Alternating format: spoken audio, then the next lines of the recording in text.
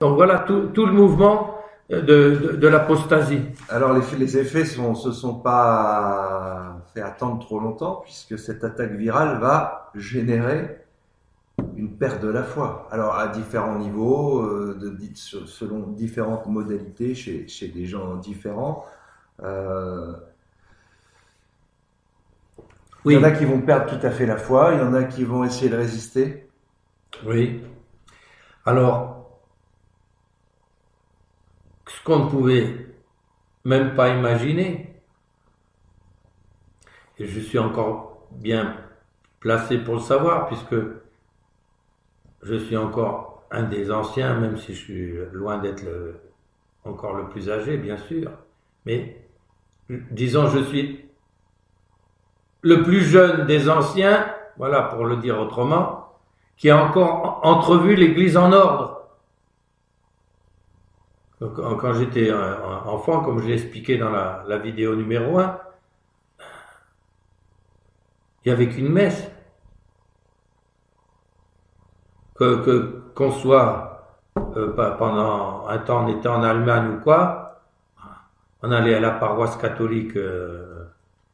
Il y en avait une paroisse catholique militaire française, mais on pouvait aller à une paroisse catholique allemande. On montait, le prêtre, il faisait signe pour qu'on vienne servir la messe. Bon, il avait un accent un petit peu différent pour prononcer le latin. Hein. In troiba d'altarederi, in zegula zegulhorum. Bon, mais on suivait, on répondait comme si on était chez nous. Il n'y a que le sermon qu'on suivait dans une autre langue qu'on ne comprenait pas. Et c'était pareil sur le plan de la doctrine. Partout était enseigné. Et ceux qui commençaient à enseigner autre chose, boum, les papes étaient là pour les condamner. Et entre parenthèses, tous les futurs périti ou experts de Vatican II ont été condamnés. Les Congar, Schilbeck et autres ont été condamnés par Pie XII avant. Et même Roncalli, qui est soi-disant devenu premier antipape sous le nom de Jean XXIII, il avait été suspecté d'hérésie parce qu'il donnait des cours à l'université du Latran, et donc le pape, oula, il faut l'enlever de là, et il va faire du mal à... oui, il a des tendances modernistes. Bon, alors on l'avait envoyé en Turquie. Bon. Et donc au début, on n'imaginait même pas ce qui allait nous tomber sur la tête. Alors, ils avaient déjà, par le biais du mouvement liturgique et autres, qu'ils avaient infiltré, on travaillait à faire mieux aimer la liturgie et tout ça. C'était parti, le mouvement liturgique était parti d'un bon esprit, d'une bonne. C'est pour ça que les papes l'ont encouragé au début. Mais les modernistes se sont tout de suite infiltrés dedans. Et petit à petit, ils ont suscité, en faisant des rapports faux, etc. Il faudrait qu'on change ci, qu'on change ça. Bon, alors le pape Pie XII, qui était pris par d'autres choses, et notamment par toutes les erreurs et tout ça, qu'il a combattu par écrit et tout. Alors, il était moins porté à mettre son attention sur les choses liturgiques ou quoi, donc il faisait confiance à ses subalternes, et puis bon, il s'est laissé faire des petits changements par-ci, des petits changements par-là, des petits changements par-là, bon. Et puis, ça préparait déjà les esprits, et ce qu'ils n'ont pas réussi à faire en 1903, c'est-à-dire à élire un des leurs, avec Rampolla, ils ont réussi à le faire avec Roncalli. Alors, certains, dont une des personnes qui a mis une note sous une des vidéos, et bien entendu, c'est loin d'être la première fois que j'ai entendu ce témoignage, c'est que pendant ce conclave, il y a eu tout d'un coup la fumée blanche, on met la fumée blanche, que que quand il y a un pape élu. Puis hop, tout d'un coup, oh non, il y a eu, ça, alors les gens disent, ça y est, le pape est élu, puisqu'il y a la fumée blanche. C'est des coutumes à Rome. Au début, la fumée est noire, et puis on met un certain produit pour qu'elle devienne blanche. Et alors, on sait que ça y est, les cardinaux ont élu un pape. Donc il y a eu, ça y est, le pape est élu. Puis tout d'un coup, oh non, il y a à nouveau eu la fumée noire. Donc apparemment, quelqu'un avait été élu, avait accepté, puis tout d'un coup, il avait dû se reprendre, puisque... Bon. Et ensuite, on a eu Roncalli. Il y a eu toute une affaire que j'ai expliquée ailleurs, je ne vais pas y revenir, qui fait que Pie XII s'est méfié de Montini. Donc, il était jusque-là son secrétaire d'État. Il lui a pas donné le chapeau de cardinal et il l'a écarté en le nommant en promotion à Milan. Roncalli s'est tout de suite dépêché de remettre Montini en place et de le faire cardinal, car dès la mort de Pie XII, il y a eu une campagne dans les journaux qui était tenue par les maçons pour que ça soit Montini qui soit élu. Mais c'était gênant parce que depuis plusieurs siècles, alors c'était qu'une coutume, c'était pas une obligation absolue, mais c'était une coutume de ne choisir le pape que parmi les cardinaux. Alors ils ont rappelé à juste titre que oui, mais il y a beaucoup de cas où des papes ont été choisis en dehors des cardinaux, etc. Ils ont cité plusieurs cas historiques, ce qui était vrai. Et donc il pourrait très bien être élu. Mais cependant, la coutume a quand même pris le dessus, et c'est Roncalli qui a été élu. Alors, vite, il a remis Montini en place, et on peut dire que c'est Montini qui a fait la révolution. Ça a été le principal moteur et réalisateur de la révolution à l'intérieur. Alors, forcément, devant ces bouleversements qu'il y a eu, alors il y a d'abord eu les bouleversements à travers le Concile du Vatican, qui au départ devait être que la poursuite du Concile du Vatican I, qui n'avait pas pu être complètement achevé à cause de la Révolution italienne.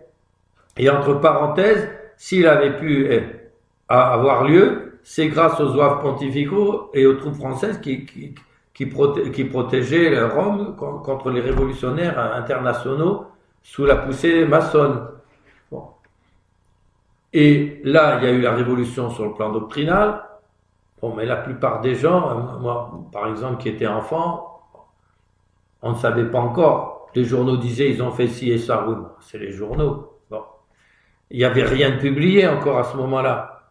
Surtout que, normalement, les conciles font des définitions courtes et précises, et après ils les expliquent un peu, tandis que là c'était des romans fleuves, les schémas. Donc c'était facile de rajouter des choses. C'est ce qu'ils ont fait.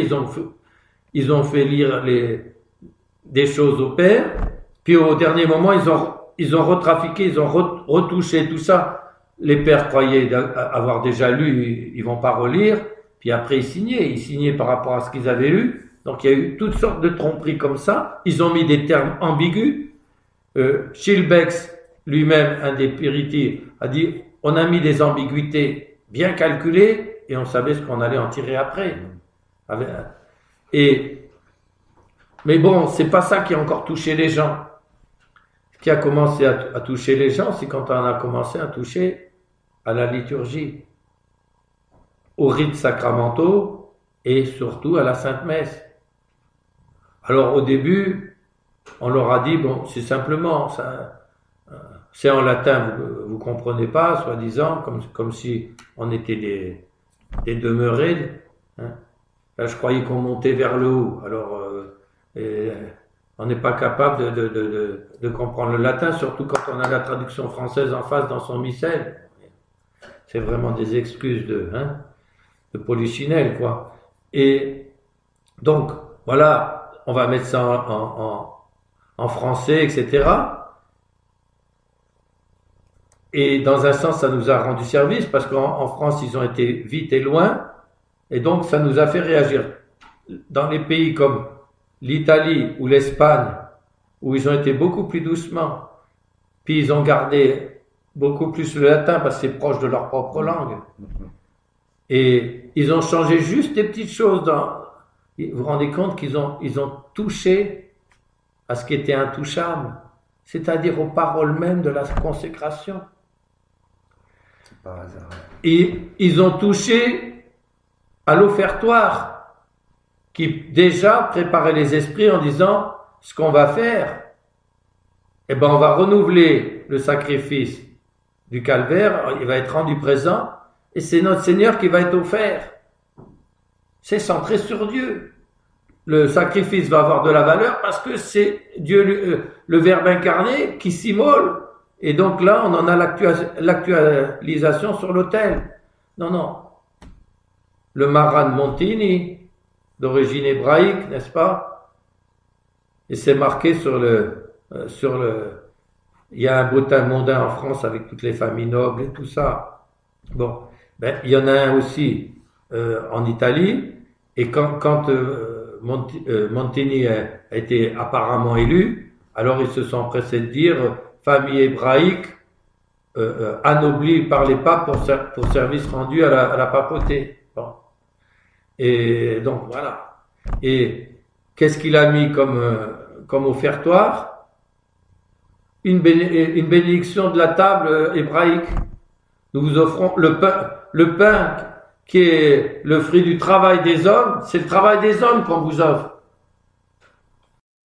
Et où le fruit de la vigne, le fruit de la vigne est du travail des hommes encore. Donc c'est le travail des hommes qu'on offre. C'est plus le Christ qu'on va offrir.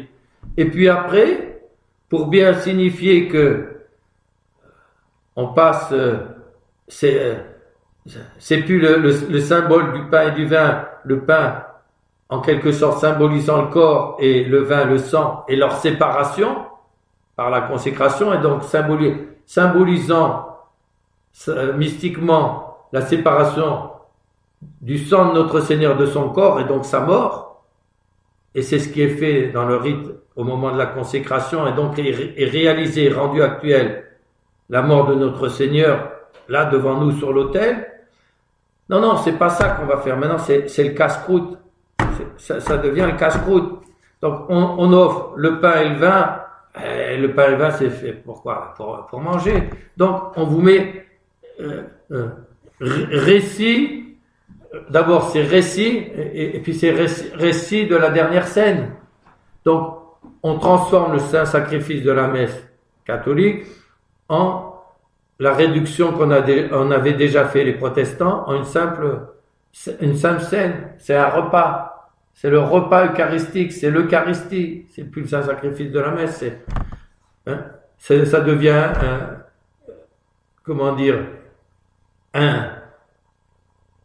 un axiome, un résumé du but. C'est plus on travaille pour Dieu, pour le ciel, tout ça, non. Rompre le pain ensemble pour faire un monde meilleur. C'était le slogan. On rompt le pain de l'amitié pour faire un monde meilleur. Voilà. Donc le but, c'est centré sur l'homme. C'est tout terre à terre. Le reste, c'est du rêve. C'est simplement les projections idéales que l'homme a fait, etc. C'est le modernisme qui est mis en pratique. Alors, c'est là que ça commence à toucher. Alors, comme vous dites, à ce moment-là, il y a plusieurs genres de réactions. Et dans ce genre de réaction, une réaction qui, en temps ordinaire, est normale. C'est bouleversant, j'y comprends rien. Ça semble un peu s'éloigner, sinon même s'opposer à ce qu'on m'a toujours appris au catéchisme et tout ça. Oui, mais c'est le pape. C'est les évêques. Ils disent qu'il faut s'adapter, qu'il faut se mettre à la page. L'aggiornamento. Faut mettre les choses, les mettre à jour, quoi. Les mises à jour, vous savez ce que c'est L'informatique. Informatique, c'était tout le temps, on vous dit mise à jour, mise à jour, mise à jour. Bon. Alors, il fallait faire une mise à jour. Mais voilà. C'est le progrès. C'est ça le progrès. Hein, c'est le progrès. On nous rabat les oreilles tous les jours avec ça. Hein, donc voilà. Alors, l'Église était restée au Moyen-Âge, en arrière, à l'obscurantisme et tout ça. Ah, il faut l'adapter au temps moderne. Voilà, c'est tout un discours de. Bon. Et comme les maçons sont derrière, etc. Et après, les discours des prêtres et tout ça, c'est devenu des discours de syndicalistes, des discours pour la paix dans le monde, pour lutter contre la faim et tout ça. Bon, c'est pas qu'il faille pas faire ça aussi, mais c'est pas ça principalement la religion. Même si c'est les catholiques qui ont partout mis cette en acte, comment dire, ce désir de l'amour du prochain, de faire du bien au prochain, etc. Mais bon, on fait du bien au prochain, mais pour l'amour de Dieu. Mais on vise surtout à l'attirer à Dieu pour que lui aussi puisse aller au ciel. Ça, c'est la vraie religion. Bon, ce qui nous relie à Dieu et non pas simplement entre frères, etc. Ça nous relie aussi entre nous, d'accord, mais secondairement. Et d'abord envers Dieu. Alors, bon, voilà, il y a j'y comprends rien, tout ça, mais bon, c'est le pape et tout ça. Bon. Et on comprend ces gens. Mais qu'on le veuille ou non, comme les autres, ils y ont été par étapes, comme font nos gouvernants maintenant. Non. Si vous êtes picousé, si vous êtes injecté, il n'y aura plus de confinement, hein, il y aura plus, non. Il y aura plus de masque. Non. Sauf que maintenant, il y a trois injections, bientôt 4, bientôt ça devrait être presque 4 fois par an, etc. Comme ça, on pourra vous mettre des nanoparticules pour vous injecter des choses qui vous fassent suivre à la trace, etc. Bon, mais on vous l'a pas dit tout de suite, sinon vous n'aurez pas marché. Ben, là, c'est pareil, on les a fait avancer peu à peu, mais qu'on le veuille ou non, ben, ces gens, ils sont devenus protestants, peut-être sans le savoir, mais ils sont devenus protestants. Quand je dis sont devenus protestants, ça va encore au-delà, ils sont devenus modernistes. Les protestants sont encore en arrière par rapport aux modernistes, du moins les protestants de l'époque, parce que maintenant le protestantisme souvent n'a été qu'une étape vers l'athéisme, vers la descente complète. Bon. Alors, une autre réaction, ça a été au départ dans le bon sens aussi. Bon, mais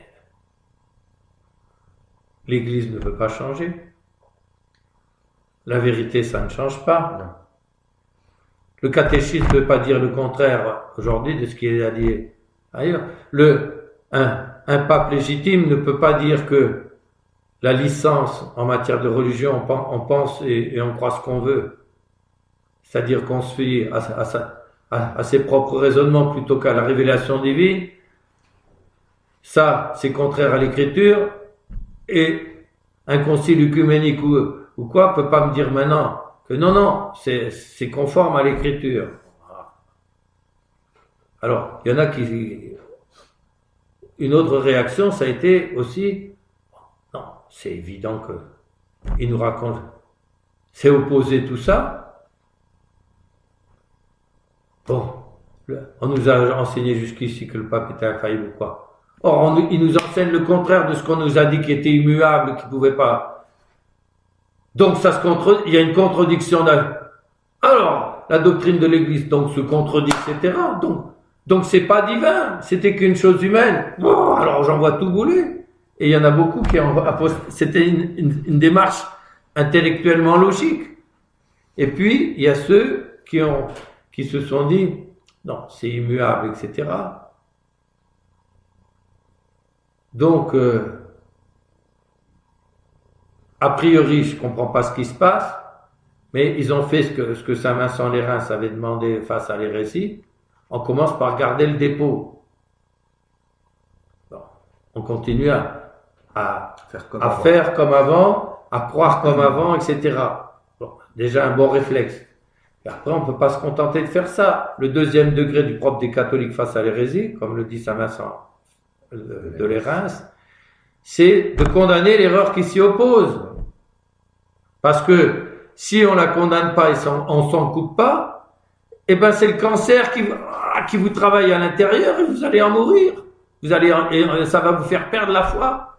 Donc, que le corps et notre esprit restent sains et autres, il faut repousser les hérésies qui sont comme des cancers. Comme des injections. Et donc, la réaction est bonne, mais là où ils ont commencé à caler, il fallait faire aussi le troisième point c'est de jeter l'anathème sur ceux qui l'enseignent. Et là, ils en sont arrivés à essayer de faire une synthèse contre, à la fois contre le principe de non-contradiction et le bon sens, et à la fois contre la révélation elle-même. Oui, non. Ils sont hérétiques, schismatiques, apostates, tout ce qu'on veut. Mais ils sont quand même les autorités légitimes. Ils ont été élus légalement, n'est-ce pas? Comme si des gens publiquement hérétiques pouvaient avoir un droit de suffrage dans l'Église. Non. Le pape Paul IV l'a rappelé que non dans sa bulle, mais ça y est aussi dans le droit canon, ça. Et comme si un hérétique public et tout ça qui n'est même pas catholique, et donc pas membre de l'Église, pouvait être choisi comme son chef. Bon.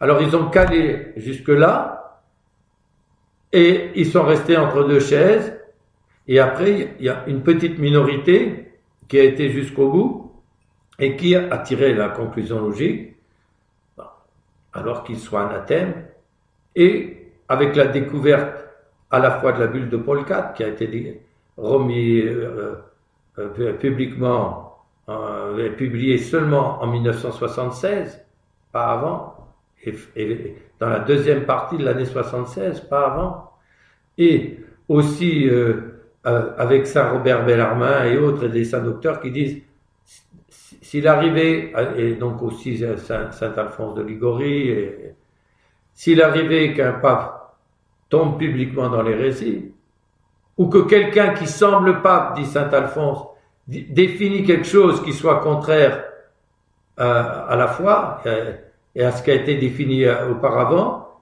il manifesterait par le fait même qu'il n'est pas pape. Ou s'il l'était jusque-là, selon aussi Saint Robert Bellarmine, alors il perdrait ipso facto le pontificat. Voilà, ça c'est la doctrine de l'Église. Et donc voilà le statut de la question, avec toutes ces différentes tendances. Et donc il y en a qui ont résisté, mais qui en sont arrivés, à force de ne pas vouloir conclure, ils en sont arrivés à l'hétérodoxie, en refusant de jeter l'anathème et autres. Ils ont été obligés d'inventer des hérésies,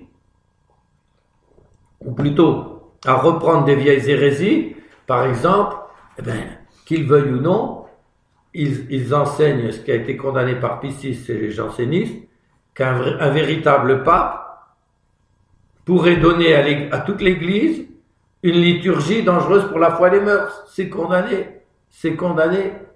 par le pape Pie VI, ou à prétendre qu'un pape légitime pourrait définir comme conforme à la révélation ce qu'un autre pape légitime, à savoir Pie IX, avait déclaré comme solennellement comme contraire à la révélation, ce qui est une évidence aussi que c'est contraire à la révélation.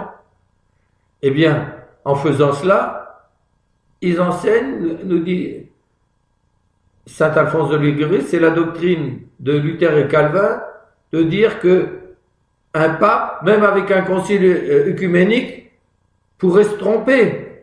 Et le fait qu'ils n'ont pas été jusqu'au bout, qu'ils n'ont pas donné pas fait connaître partout ces données des saints docteurs et autres, alors les autres ont dit, ah non, alors vous reconnaissez, ou vous dites comme nous que c'est un pape légitime, Et c'est vous qui avez l'inspiration du Saint-Esprit, c'est pas lui. Non, ben, où allez-vous là? Il y a un brave confrère qui était un homme simple mais droit, un peu droit. Non. Il avait été envoyé au Canada. Et puis il défendait, il défendait la tradition, etc. Et forcément, du coup, il s'attaquait à Vatican II. Et alors, les prêtres du coin, mais ils lui ont dit, mais dites donc l'abbé. Alors, vous croyez que c'est vous ou Monseigneur Lefebvre qui a les paroles du Saint-Esprit, etc. Et alors, il aurait raison contre le pape et tous les évêques dans un concile où on sait que, justement, un concile œcuménique, c'est infaillible. Alors, il a vite demandé à ses supérieurs, comment je réponds à de telles objections? Ils lui ont rien répondu. Rien. Alors, il en a été scandalisé. Alors, c'est ces prêtres-là qui ont raison. Ils ont raison. Oui, c'est le pape, les évêques, et c'est lui qui a la protection du Saint-Esprit et tout ça. Il n'y a rien à faire. Jusque-là, j'étais de bonne foi, défends la tradition, tout ça. C'est bizarre qu'on s'en soit écarté comme ça ou quoi. Mais... Alors, il a fait le cheminement que d'autres avaient fait avant lui. Il est passé par Solesmes, où il a été gentiment recyclé, en douceur, puisque Solesmes gardait en partie disons, c'était la messe de Paul VI, comme on dit, avec le canon 1 et puis avec le latin et tout ça. Donc, c'était encore plus trompeur, comme ça pouvait être pour l'Italie ou l'Espagne. Puis, il a été nommé dans une petite paroisse après, dans un diocèse. Et après, un jeune abbé qui était à ce moment-là à la fraternité Saint-Pierre, et puis qui a compris après, qui s'en est retiré, mais il est allé le visiter. Alors il lui a fait cet aveu. Oui, je sais bien que je dois donner la communion, parce que du coup il admet, comme dans la fraternité duquel il sortait, on lui avait fait admettre que le Novus Ordo était valide et tout ça. Bon, alors, si c'est valide, c'est valide. Notre Seigneur est là et tout ça. Donc oui, je sais bien que il me faut donner la communion à des divorcés remariés. Et que voulez-vous? Je suis bien content d'avoir un peu de bois pour me chauffer l'hiver. Voilà. Et là, on retrouve une des raisons que donne saint Robert Bellarmin du passage de diocèses entiers, notamment dans les royaumes du Nord, Hollande, etc., Norvège et tout ça. Comme les princes sont passés au protestantisme, alors, pour rester tranquille, pour éviter la persécution et tout ça, comme on dirait dans l'armée, pour la gamelle, on se vend. Là, pour la gamelle, on accepte l'injection. Bon, je sais bien que c'est facile à dire quand on n'a pas de famille et à faire vivre et tout ça. Donc, je me mets aussi à leur place. Mais c'est ça, on se vend. Et 1 se vend, 2 se vend, 10 se vendent. Tout le monde se vend. Et une poignée de pourris, casse tout. Parce que moi, je me vends pour mon propre intérêt, pour l'intérêt des miens et tout ça. Bon, c'est compréhensible, c'est humain. Mais alors, tout le monde, allez, flanquer le masque, allez, 1 fois, 2 fois, et c'est toujours pareil, c'est terrible. Hein. Toujours. Donc voilà, et comme ils n'ont pas été jusqu'au bout, ça n'a pas aidé les autres à se reprendre. Bien sûr. Parce qu'ils sont arrêtés, et ils se sont arrêtés. Ouais. Alors, par rapport à cette problématique, il y a quand même le recours à l'analyse théologique, pour justement toucher la nature, définir la vraie nature de cette crise. Oui. Alors, quand même, dans tout ce nombre de gens qui ont fini de chercher ou qui ont renoncé à chercher, il y a quand même des gens qui ont eu la lucidité et le courage de voir et de dénoncer l'usurpation des structures ecclésiastiques. Oui. Alors, effectivement, pour ceux qui ont vu clair et autres, bon, par la grâce de Dieu, j'en ai fait un parti, et même un des tout premiers, puisque dès 76, justement au moment où Monseigneur Lefebvre disait, il est plus certain que ce qu'on défend, que ce qu'on garde, et la doctrine et la pratique de l'Église depuis 2000 ans, que celui qui est sur le siège de Pierre soit vraiment pape. Et ça, il l'avait dit parce qu'il y avait la suspense à diviner juste avant. Des théologiens ont envisagé ce cas. Or, qu'est-ce qui se passe en ce moment? Eh bien, il dit, ce concile est né de l'hérésie, c'est les hérétiques qui l'ont suscité. Il aboutit à l'hérésie en plusieurs de ses points, même si beaucoup de ses points sont tout à fait corrects et autres, et même il y a quelques points qui sont positifs, parce qu'il y a aussi entre guillemets, des conservateurs et autres qui ont fait passer des bonnes choses aussi, qui étaient préparés déjà avant, dans les anciens schémas. Mais, vu que ça aboutit en certains points à l'hérésie, dans la mesure où le pape et les évêques adhèrent à ce concile, ils adhéreraient au schisme et à l'hérésie. Je me suis dit, c'est ce que fait Paul VI. C'était lui à l'époque. Donc, Monseigneur Lefebvre est en train de nous faire comprendre que ils adhèrent à l'hérésie. Bon. Et ensuite, il continuait. C'est dans ses réflexions sur la suspension divinis qui paraissent en septembre, 1er septembre, dans le Figaro. Il est plus sûr que ce qu'on garde, donc, et la doctrine de l'Église, que celui qui paraît être le pape ne soit pape. Les théologiens envisageaient la chose, etc. Et des docteurs même de l'Église, comme Saint Robert Bellarmine, ont dit, s'il arrivait qu'un pape tombe publiquement dans l'hérésie, car il ne faut pas confondre infaillibilité du pape quand il parle en matière de foi et de mœurs à toute l'Église, et qu'il dit que ça correspond à la révélation ou ça lui est opposé, là, il est infaillible. Mais il ne faut pas confondre infaillible, doctrinalement, avec impeccabilité.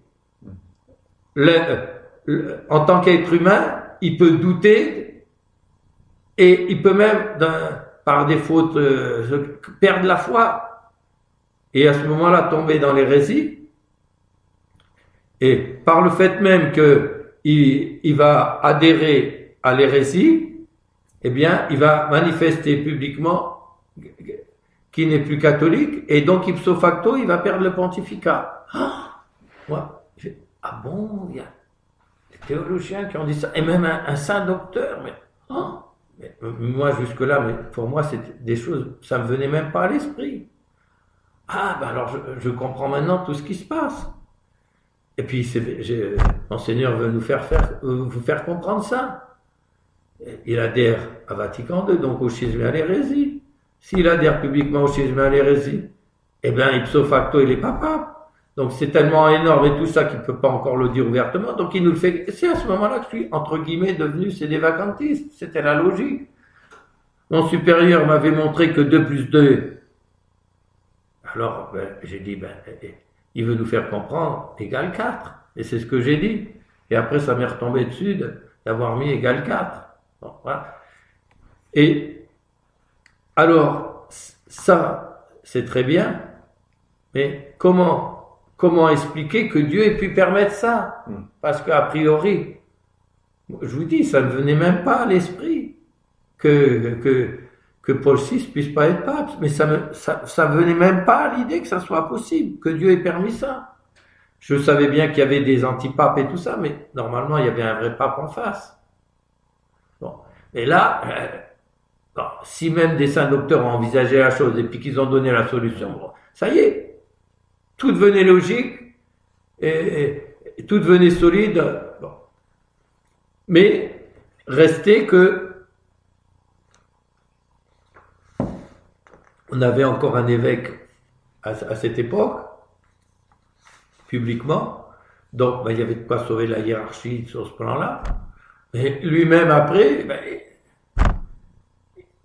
il est revenu en arrière parce que c'est en 78, quand Jean-Paul II est arrivé, qu'il a eu l'habileté de lui tendre la main et de lui proposer de s'arranger avec lui. Et là, ça y est, dès que c'était comme ça, l'ancien Lefebvre perdait tous ses moyens et était prêt à se vendre. Pardonnez-moi de le dire aussi, mais malheureusement, avec le recul, c'est ce que je suis obligé de constater. Et donc, alors forcément, on en arrive à une objection, et c'est celle-là qui va être étudiée spécialement dans cette vidéo, ou dans cette série de vidéos, puisque on va la couper en plusieurs morceaux, pour pas que ça soit trop long pour les auditeurs. Donc cet évêque, qui humainement fluctuait, ce qui est compréhensible, vu tout le monde avait fluctué. Alors, c'est bien gentil aussi de l'accuser lui tout seul, mais c'est le monde entier qui a fluctué. Et il est quand même un des rares qui a eu le courage de se lever publiquement et de dire les choses publiquement. Donc,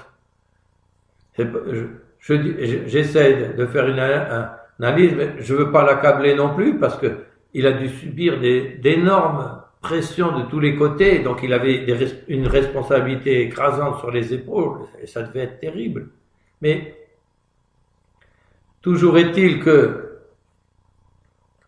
il a cherché à s'arranger avec Jean-Paul II, il a cru que Jean-Paul II allait lui autoriser à dire la vraie messe et à garder la vraie doctrine en marge, et puis petit à petit, ben, le reste continue à se dégrader et autres. On aura sauvegardé un petit reste et on l'aura fait dans un sens, plutôt que de le faire ouvertement en opposition avec celui que tout le monde tenait à l'époque pour pas. On l'aura fait avec sa tolérance et sa bénédiction, ben, ça se passera mieux, on grossira plus vite. Si on raisonne humainement parlant, comme un diplomate, voilà. Le problème, c'est qu'il a fait passer à ce moment-là la diplomatie avant la confession de la foi. Et puis, nous, on se disait, bon, il penche du mauvais côté.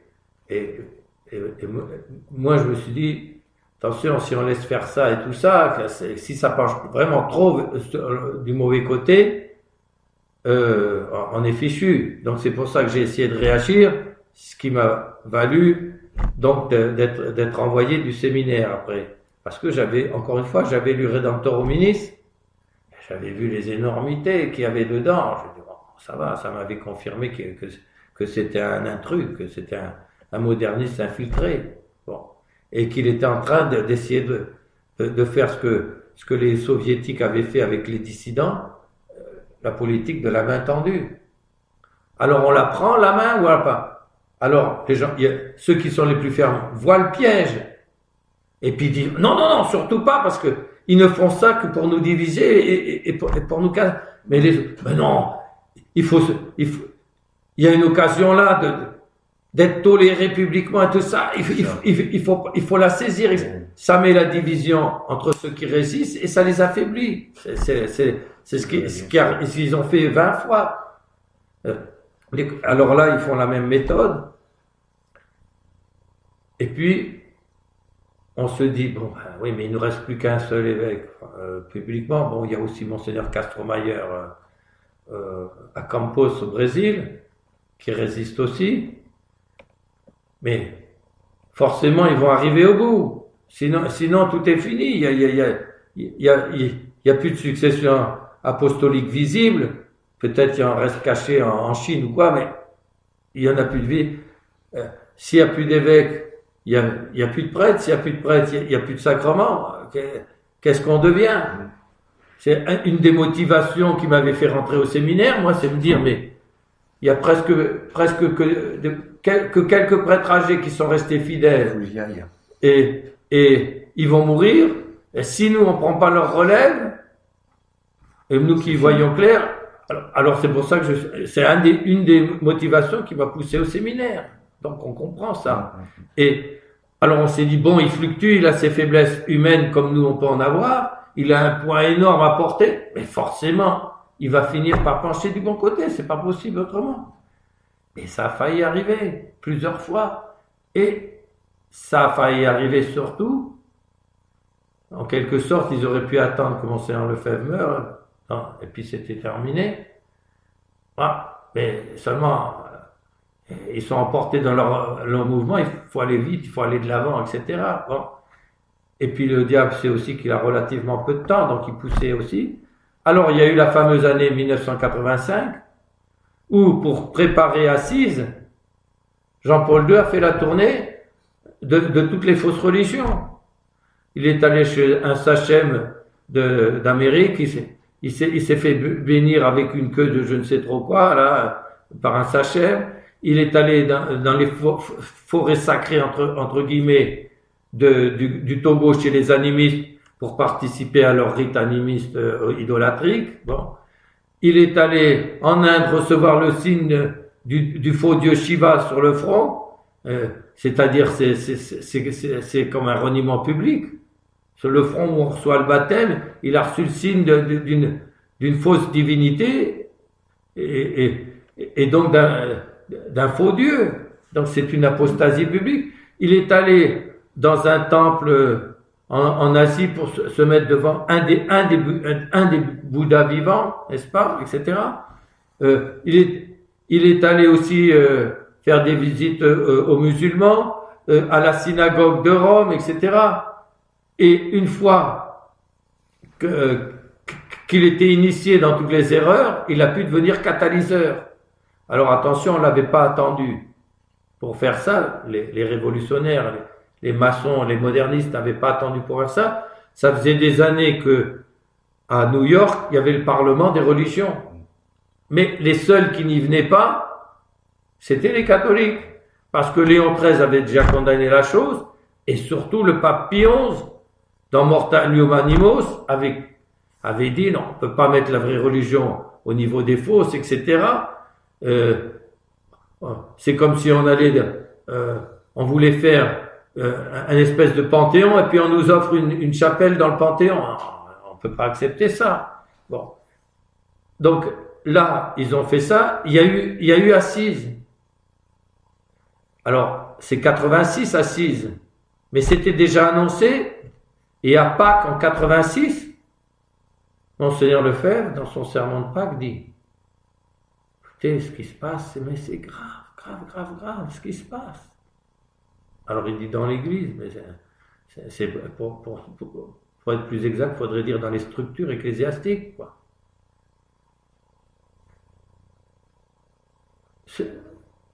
Jean-Paul II est allé recevoir, alors et voilà, ce que je viens de vous dire, au Togo, et il a reçu même le signe de Shiva.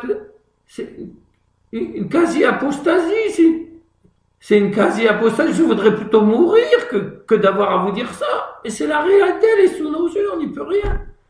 Et puis, ce qu'il ne faisait jamais dans ses sermons. Mais là, il avait besoin de dire, ce que je vais vous dire, c'est pas ma doctrine à moi, c'est la doctrine de l'Église. Alors, il avait pris le commentaire du droit canon par le chanoine Naz, et puis il avait lu, ceux qui assistent à des rites idolâtriques et tout ça, ils sont excommuniés so facto. Ils se coupent de l'Église, ils font plus partie de l'Église. Alors c'est là qu'il arrive. Bon, il a redit à nouveau 2 plus 2, il l'avait déjà plus ou moins dit avant, mais là il commence à dire égale 4. Mais je veux d'abord voir comment les gens vont réagir, si les troupes vont me suivre ou pas. Alors, il est possible, comment il est seulement possible que nous soyons obligés de croire? Et vous venez de dire que c'est le droit canon, que c'est la doctrine de l'Église. Comment vous dites il est seulement possible que nous soyons obligés de croire que, alors il va dire quelque chose de contradictoire, que ce pape n'est pas pape, donc que celui qui paraît pape extérieurement ne l'est pas véritablement, ne l'est pas légitime. Il l'a dit, quand j'ai entendu ça, moi, oh mon Dieu, merci, ça y est. Ce qu'on a attendu depuis des années, ce qu'on a prié, ce pourquoi on a lutté, tout ça, on sait bien, il penchait d'un côté, puis il penchait de l'autre, il penchait d'un côté, il penchait de l'autre. Mon catalogue des variations lefébristes ne le montre que trop. Mais jusque-là, il n'avait rien fait d'encore qui soit, comment dire, qui soit catastrophique. Ça y est, ouf, merci mon Dieu, ça y est, on y arrive. Ouais. Alors, dans la foulée, il va même jusqu'à dire, en 87, il fait sa fameuse lettre aux futurs 4 évêques, sur la chair de pierre, ce sont des antichrists. Bon, si c'est des antichrists, c'est pas des papes légitimes, qui sont assis, c'est des antichrists. Bon. Et alors, mes chers futurs, que je désire, à qui je désire communiquer l'épiscopat pour la survie de la succession apostolique, et c'est effectivement ce qu'il aurait dû faire à ce moment-là. Seulement, il ne fallait pas le faire n'importe comment. Eh bien, je vous demande d'accepter l'épiscopat, même si c'est un lourd fardeau, pour continuer, parce que je suis pas immortel. Alors que jusque-là, il avait toujours dit, non, même si je meurs, Dieu saura susciter des évêques pour reprendre mon... Bon. Mais là, il avait raison, puisque les autres s'étaient laissés entraîner dans la prévarication. Et or, c'est à ce moment-là que, voyant l'importance des choses, sur la demande d'un groupe de prêtres, avec lequel j'étais rattaché, d'abord avec le père Barbara et ensuite en dehors, j'ai rédigé ce fameux tract où oui, il y a des sacres, bien sûr, il faut les faire, mais pas à n'importe quelle condition. Les circonstances font que, il n'y a pas de pape, donc on ne peut pas demander l'autorisation puisqu'il n'y en a pas. Par contre, il faut que ça soit un évêque catholique qui le fasse, pas la solution Choucart ou Dolan ou quoi, en allant chercher chez des hérétiques, des schismatiques. Ben non. Sinon, vous faites de la communication in sacris, que vous reprochez aux modernistes de faire, et vous le faites aussi. Ben, ça va pas. Hein. Mais là, Monseigneur Lefebvre, ben, il avait été sacré en tout bien, tout honneur sous Pie XII, et donc voilà. Et seulement, il faut aussi, pour cela, que vous déclariez que le siège est vide, qu'il n'y a pas de pape, et que vous présumez de l'autorisation qu'un pape légitime vous aurait donnée. Par contre, vous ne pouvez pas dire, oui, il y a un pape, il est légitime, il m'interdit, mais comme il m'interdit pour des mauvaises raisons, je peux passer outre. Ah ben non. Là, vous allez directement en opposition à la constitution divine de l'Église. Et là, donc, donnant une mauvaise base doctrinale à cette action, eh ben vous la rendez gravement illicite. Et en plus, si vous vous déclarez en communion, unacum, avec des gens que vous-même vous dites qu'ils sont hérétiques, schismatiques, apostats, et puis maintenant vous venez encore même de dire antichrist, alors vous le faites en union avec des antichrists, avec un hérétique schismatique. Vous voyez l'illogisme des choses. Bon, là, rien n'était encore fait à ce moment-là. Oui, mais les modernistes se disent, bon, mince, jusqu'à présent on a réussi à gagner du temps, voilà, il est vieux, hein. Les séminaristes, quoi. Quand ils auront plus d'évêques ou quoi, on finira par les récupérer. Et quand il n'y aura plus de prêtres, les gens, ils pourront plus avoir les... Donc c'est une question de temps, on va les laisser mourir. Oui, mais là, s'il fait des aigles, alors, il prolonge son... C'est dangereux, là, pour la subversion. Hein. Alors, il a l'air décidé ou quoi. Psychologiquement, on sent qu'on va pas pouvoir l'empêcher. Alors, on va refaire le coup de la main tendue qui a si bien réussi à Paul VI. Alors, vite, vite, vite, on envoie un cardinal qui est un brave homme, le cardinal Cagnon du Québec. En plus, il parle français, tout ça, ça se passera mieux. Et puis, il vient trouver Monseigneur Lefebvre, il fait la visite du séminaire. Oh, que c'est beau ce que vous faites, etc. On le prend par là. Hein? Bon. Vous voulez faire un... Mais surtout, ne faites pas ça contre le pape et tout ça. Parce que ça serait légitime. Et s'il est vraiment pape, c'est ce que je viens de vous expliquer. Mais ne vous affolez pas, tout ça. Moi, je vais vous servir d'intermédiaire. Attendez, je vais vous obtenir l'autorisation de Jean-Paul II. Ça va s'arranger. Attendez, laissez-moi faire. Bon. Et du coup, Jean-Paul dit, oui, vous inquiétez pas, venez, revenez à Rome, on va s'arranger. Comme il avait tendu la main dès le début, qu'il était là, en lui faisant croire qu'il allait lui permettre la célébration de la messe ou quoi, là, il lui retend la main en lui disant, je vais vous laisser sacrer un évêque, vous pourrez continuer quand même à garder les rites anciens. Bon. Alors, ça y est, dès qu'on lui tend la main, il perd tous ses moyens. Il oublie que celui qui lui tend la main, il a reçu le chine de Shiva, il a été dans les forêts sacrées, et ça y est, il oublie tout. Incroyable. Il est habillé en blanc, la plupart des gens le considèrent comme le pape ou quoi. Bon, alors, je fonce. J'aurai au moins les extérieurs de faire les choses en ordre. Bon, monseigneur, très bien. Bon, bien évidemment, vous m'aviez dit. En fin 78, quand j'ai été élu, que je vous ai reçu, vous m'aviez dit que vous étiez prêt à signer quelque chose comme ça. Je signe le concile dans le sens de la tradition. Oui, très Saint-Père, oui. Ben, alors vous êtes toujours prêt à le faire. Oui, si c'est pour avoir un arrangement, pour avoir l'épiscopat, oui. Bon, ben, alors, seulement je veux pas signer tout.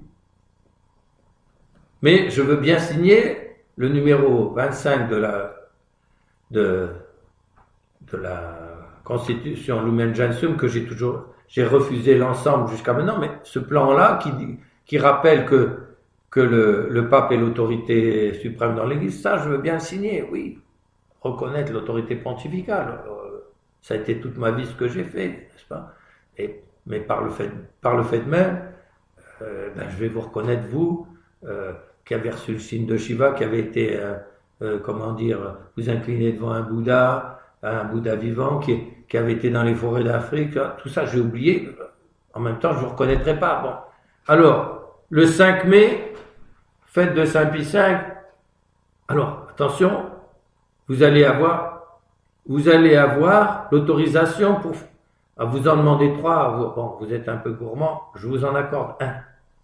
Alors, c'est vous qui allez me proposer vos candidats, mais moi, je vais en choisir un dedans. Bon, d'accord, très bien. Ça sera le 15 juin. Très bien, bon. Ça fera au moins déjà pour me succéder. Un plus jeune, bon. Après, au fur et à mesure, si ça commence à s'arranger là, ça continuera à s'arranger après. Bon, voilà. Donc, le 5 mai, alors je signe l'acceptation de numéro 25 de Lumen Gentium. Oh, monseigneur, mais ça fait si longtemps qu'on vous disait que si vous faisiez ça, tout allait s'arranger. Alors tout va s'arranger, vous allez pouvoir faire un évêque et tout ça. Oh, bon, que je vous embrasse, venez. Ça c'est pas Jean-Paul II lui-même, mais enfin, vous avez quand même été long, hein. Vous avez fait du souci au Saint-Père, etc. Faudrait quand même lui faire une lettre une demande de pardon de l'avoir offensé ou quoi. Alors, là, il y a tout qui doit remonter dans la mémoire de Monseigneur Lefebvre.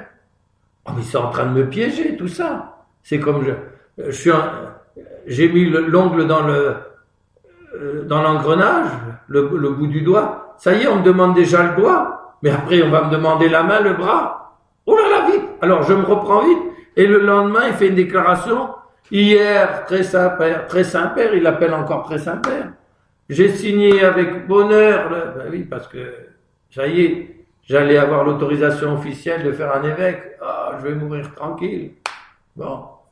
Et j'aurai tous les extérieurs d'être resté en communion extérieure. Voilà. Humainement parlant, ça se comprend. Humainement parlant. Diplomatiquement parlant, oh, pas mal, c'était pas mal habile. Mais au niveau de la confession de la foi, oh, ma mère, quelle catastrophe. Quelle catastrophe. Et puis, mais bon, j'ai compris qu'on pouvait pas s'entendre, etc.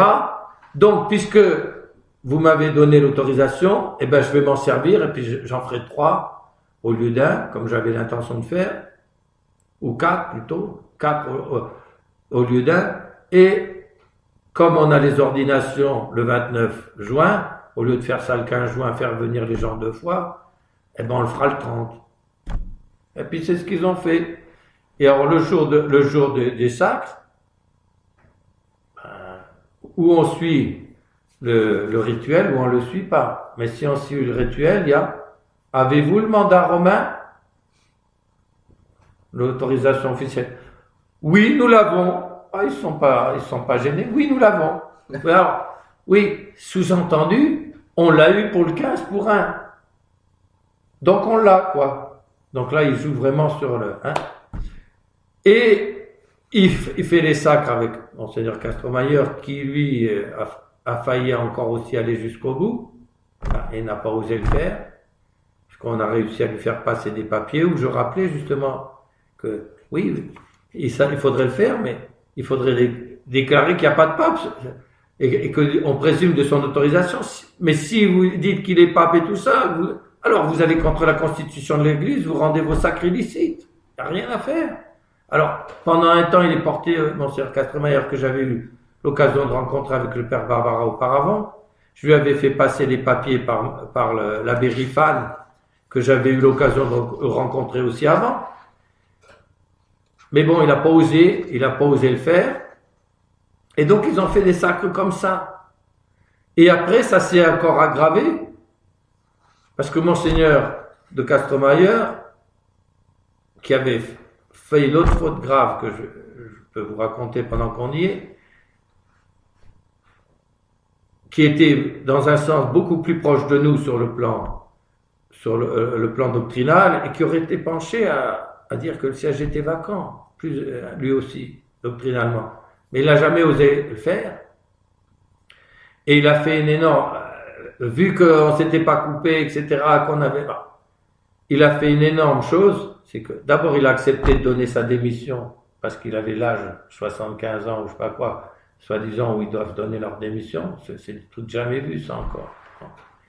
Et déjà, le fait qu'il accepte, c'était déjà une catastrophe, qu'il laisse venir un autre occuper les lieux. Alors peut-être que d'être obligé de se retirer, si le pouvoir civil était derrière, peut-être il pouvait pas faire autrement, de se retirer, mais pas de donner sa démission, d'être obligé de s'écarter de sa cathédrale parce que l'autorité civile, appuyant le Saint-Siège, il pouvait pas la garder de force. Hein. Alors, à la rigueur, il se serait retiré, et puis il serait resté avec tout son clergé qu'il suivait dans toutes les paroisses. C'était extraordinaire. C'était un diocèse entier qui tenait. C'était extraordinaire. Hein. Non, non seulement il a donné sa démission, mais il a assisté à l'intronisation de l'intrus. Alors ça, ces prêtres, ça les a marqués, et ça a été ce qui les a entraînés après, à se rallier. Qu'est-ce que vous voulez? C'était dans la logique du geste. Mais entre-temps, ils en étaient encore pas là. Or, Monseigneur de Castromayor meurt. Oula, ils étaient restés à part de cet intrus, même s'ils avaient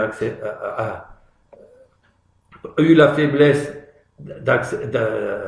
d'assister à l'intronisation faite par leur propre évêque. C'était des contradictions incroyables, mais c'est comme ça. Alors, vite, ils demandent à Monseigneur Lefebvre de venir leur sacrer un évêque.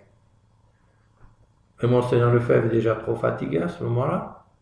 Et puis, c'est une bonne occasion pour que les 4 qu'il a fait transmettent eux-mêmes l'épiscopat. Alors, il y en a 3 d'entre eux qui y vont, mais Monseigneur Lefebvre donne les justifications.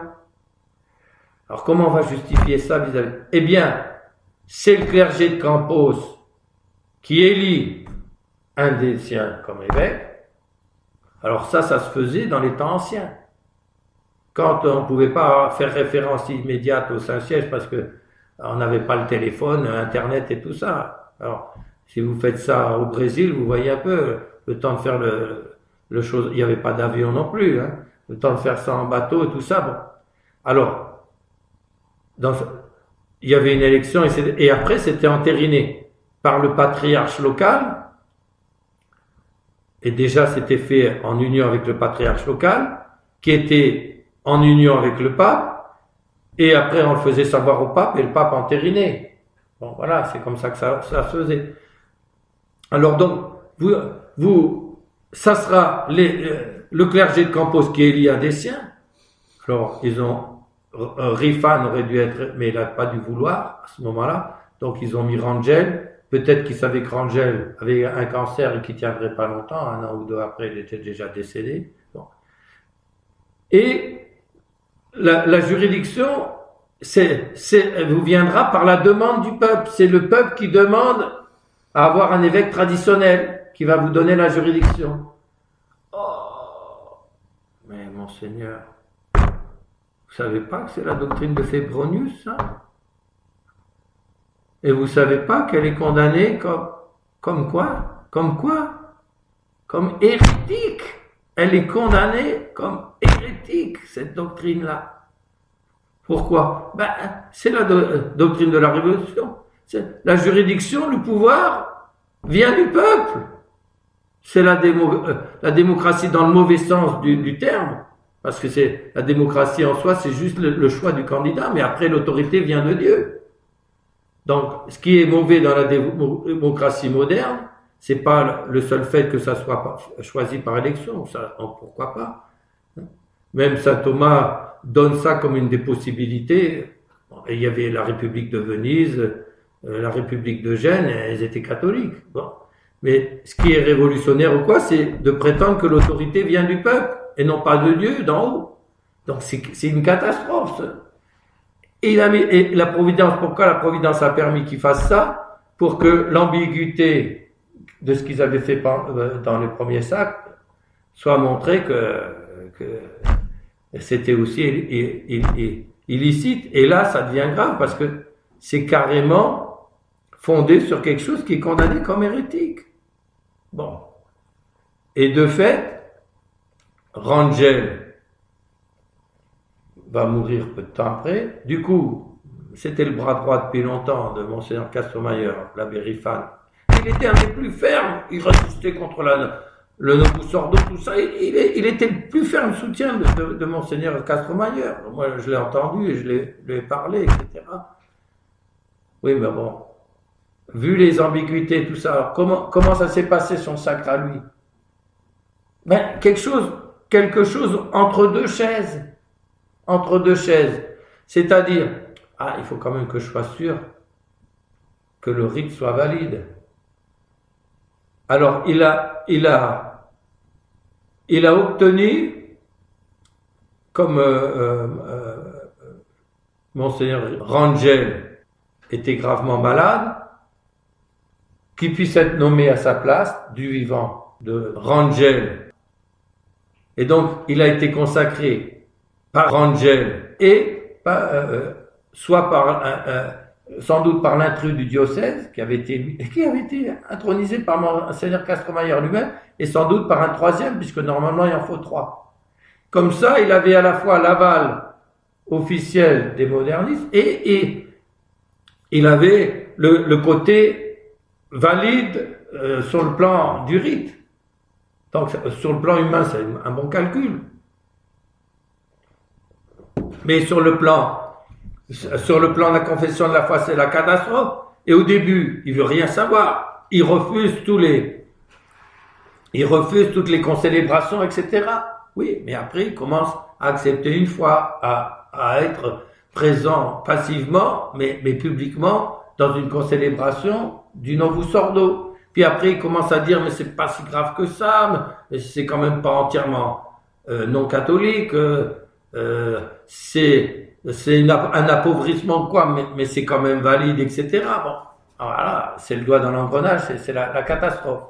Bon, alors, du coup, publiquement, d'une façon connue, il n'y a plus d'évêque. Alors, si vous, c'est là qu'on vient à ce que vous me dites, si c'est vous, entre guillemets, les vacantistes, on est catholique, hein, nous, que le siège soit vacant, c'est un fait, qu'on constate, c'est pas quelque chose qu'on désire, et on le constate par amour de la papauté, car ceux qui considèrent qu'un pape peut être hérétique, schismatique, apostat et même antichrist, quelle image ils ont dans leur tête de la papauté. Ils la considèrent comme moins que rien, quoi. C'est lamentable. Donc, oui, d'accord. Mais si vous dites qu'ils ont été contre la Constitution, si vous dites que Choucart, il a été cherché chez les hérétiques, si vous dites que Dolan a été cherché chez Pivarounas, qui était de la communauté de Choucart, qui a été sacré par Carmona, qui avait été sacré par Guérard, qui avait été sacré par Tuc, qui avait sacré n'importe qui, toutes sortes de sectaires et tout ça. C'est gravement illicite parce que c'est la communication sacrée avec des gens pas catholiques. Les autres, il est gravement illicite parce que, eh bien, ils ont été contre la constitution de la Sainte Église en prétendant soit que on pouvait passer outre à l'interdiction d'un pape, soit encore pire, d'une façon cette fois-ci hérétique, que ça viendrait de la demande des fidèles, le pouvoir de juridiction et donc du peuple, selon la doctrine de Fébronius condamné par le pape comme hérétique. Alors il reste quoi? Alors il n'y a plus d'évêque, c'est foutu. S'il n'y a plus d'évêque, il n'y a plus de prêtre, il n'y a plus rien. Et comment c'est possible? Alors, c'est inacceptable, votre position là. Comment vous pouvez justifier ça, hein? Alors, monsieur l'abbé, cette crise est inouïe. La question qu'on en vient à vous poser naturellement, c'est comment vous vous en sortez doctrinalement par rapport à cette situation incroyable? Oui, alors, on peut déjà analyser la réponse. On peut dire que c'est la principale objection qu'on peut faire à l'explication que nous donnons de la crise. La crise, elle est telle qu'on l'a décrite. Bon. Mais, comment la justifier? Alors, tout ce que j'ai dit ici, c'est le plan théologique, si on peut dire. Et sur ce plan-là, c'est surtout une réponse négative qu'on peut faire. Celle que justement je viens de faire, c'est-à-dire, c'est plus facile de dire où n'est pas l'Église actuellement que où elle est. Quand je dis l'Église, c'est l'Église militante, en tant qu'elle devrait être visible et autre. Au temps des catacombes, c'est pareil, ils étaient cachés, ben oui, mais il y avait des évêques cachés ou autres. Bon. Alors là, on vient de dire qu'on n'en connaissait plus, nous. Bah, il y en a peut-être des cachés, justement des persécutés en Chine et autres, il y en a peut-être aussi qu'on ne connaît pas. Mais, en tout cas, ce qu'il y a de sûr, c'est que ni ceux qui sont des antichrists, comme disait Monseigneur Lefebvre lui-même, hérétiques, schismatiques, apostats, ne peuvent être la hiérarchie légitime. Ceux qui se coupent de 2000 ans de tradition, de la doctrine définie de l'Église, etc., en plusieurs points, ça peut pas être. Qui nous prétendent que ce que Pie IX a condamné comme contraire à la révélation serait conforme à la révélation, ça peut pas être des pontifes légitimes. Et puis on voit bien maintenant, ils en sont avec François Zéro, c'est les adorations idolatriques dans les jardins du Vatican, puis ensuite les idoles. Une procession d'idoles qui l'accueille publiquement en bénissant en plus les statues d'idoles dans la basilique Saint-Pierre à Rome. C'est vraiment l'abomination dans le lieu saint au sens premier du terme, c'est-à-dire une statue d'idole mise dans le lieu saint. On peut pas faire plus littéral.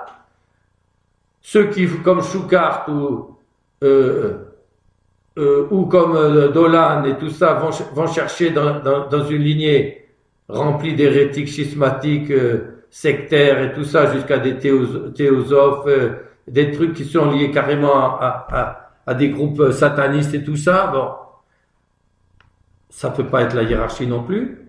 Et côté lefébristes et traditionalistes, ils donnent comme raison à leurs actes, oui, ils sont quand même légitimes, mais ça fait rien, on peut quand même s'opposer ouvertement à un pape qui nous dirait non, et tout ça. Ah non, je suis désolé, ça va contre la doctrine de l'Église, et vous aggravez votre cas avec le sacre donné à Campos, en prétendant que l'autorité vient de par la demande du peuple, et donc c'est la doctrine de Fébronius condamnée comme hérétique. Donc tant que vous restez publiquement dans ces erreurs, on peut pas les admettre comme catholiques.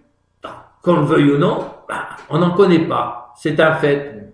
Donc ça, c'est déjà la réponse négative, mais certaine, qui découle de la doctrine et des lois de la Sainte Église. Alors, oui, mais la hiérarchie, les évêques, les prêtres, la messe, ça nous a toujours été enseigné comme devant durer jusqu'à la fin du monde. Oui. Alors, on l'a pas légitime. On vient de vous montrer que non. Alors, la seule conclusion que la théologie peut faire, c'est qu'on est arrivé à la fin du monde. Simplement, il ne faut pas confondre l'instant final, que les gens, quand on dit la fin du monde, ils voient juste l'instant final. Mais non, il y a une période finale. Il y a une citation, donc un passage du pape Saint Grégoire le Grand dans son commentaire sur Job, qui dit le diable sera déchaîné, il sera enchaîné tant que l'Église sous-entendu, tant que l'Église aura le pouvoir des clés et autres, on pourra le mettre dehors. Et quand ce temps où le diable était enchaîné sera passé, pour le temps final, il sera déchaîné, et à ce moment-là, eh bien, le diable étant déchaîné pourra prévaloir contre nous eh bien, autrement dit, tant qu'on est dans le temps normal, tout ça c'est pas possible, mais dans la période finale, il va y avoir quelque chose d'anormal et tout ça. Voilà ce qu'on peut arriver avec la science théologique. On peut pas aller plus loin. Par contre, et ça fait 40 ans que je suis dessus, donc je suis bien placé pour en parler, avec la science prophétique, alors là, ça va devenir beaucoup plus clair. Et ça va être la deuxième partie